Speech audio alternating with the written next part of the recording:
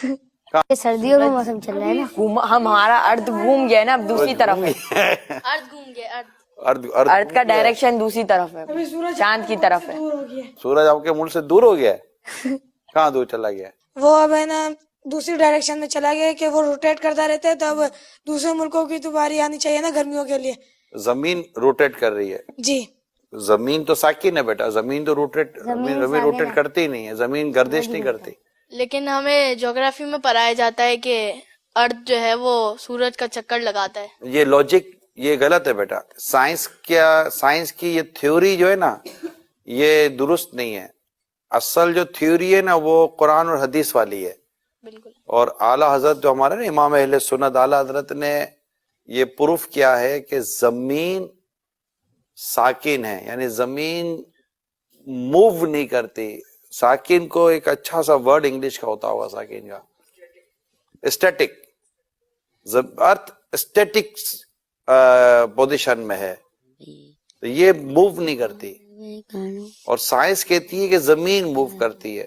اعلیٰ حضرت ہمارے امام اہل سنت نے قرآن سے ثابت کیا ہے کہ زمین موو نہیں کرتی۔ تو ہم نے بات کون سی ماننی ہے؟ اسلام کی، دین کی۔ اعلیٰ حضرت نے اسلام و دین کی بات ہی کی ہے، ٹھیک ہے بیٹا؟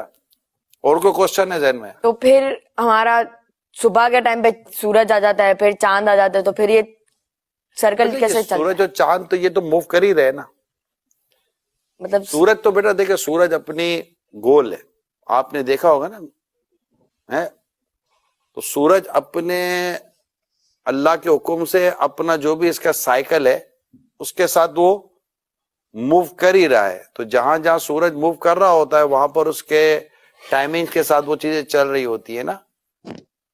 تو یہ سورج اور چاند کی جو گردش ہے، یہ سورج اور چاند کا جو آنا جانا ہے، اب سورج اور چاند کو یوں سمجھے کہ سورج غروب ہو جاتا ہے، جیسے ہمارے یہاں سے سورج غروب ہو گیا تو کہیں تو سورج طلوع ہوا نا بیٹا، جی جی، سورج نظر آیا کہیں، تو یہ کہیں چاند سورج یہ سب اللہ تعالیٰ کے حکم سے اپنے وقت کے ساتھ ان کا نظام چل رہا ہوتا ہے، ٹھیک ہے۔ اور آپ نے جیسے انہوں نے کہا کہ زمین ارتھ روٹیٹ کر رہی ہے، تو یہ چونکہ ابھی ہم نے شروع میں ڈسکشن ہوئی تو یہ چیزیں درست نہیں ہیں۔ زمین ساکن ہے، زمین اپنی جگہ پر رکی ہوئی ہے، اور یہی اسلام کا نظریہ، کس کا نظریہ بیٹا؟ اسلام کا نظریہ ہے، اور ہم نے اسی نظریے کو ہی یاد بھی کرنا ہے اور اسی پر ہم نے اپنا یقین رکھنا ہے، ٹھیک ہے بیٹا؟ تو اب دوسرا سوال لیں۔ سائنس والے بچوں کو بھی پڑھا رہے ہیں، زمین سورج کے گرد گھومتی ہے، وہ پورا چکر بتاتے ہیں۔ اعلیٰ حضرت کہتے ہیں زمین ٹھہری ہوئی ہے۔ کتاب لکھی، صرف زبانی نہیں کہا، کتاب کا نام الفوز المبین، 105 دلیلیں دی ہیں اس میں کہ زمین حرکت نہیں کرتی۔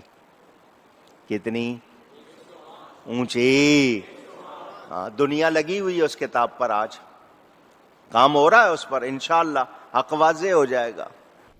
زمین سورج کے گرد گھومتی ہے یا کہ سورج زمین کے گرد گھومتا ہے؟ اس سوال سے قرآن حکیم کا کیا حکم ہے؟ قرآن کا حکم تو ہم بتاتے ہیں آپ کو، پہلے اس پہ تھوڑی سی انجینئرنگ کریں، ہونی چاہیے۔ اس سے مجھے ایک بات یاد آئی ہے، وہ آپ کو پتہ ہے نا، علماء عرب نے کسی زمانے میں فتویٰ دیا تھا جو زمین کو ساکن نہ مانے وہ کافر ہے۔ کافر، بالکل، بڑے عرصے تک چلا یہ جی، اور یہ بریلویوں کی بھی بانچیں کھل گئی ہوں گی، سر تواڈے امام صاحب نے تو پوری کتاب لکھی ہے، مذہب بریلوی صاحب نے، زمین ساکن ہے،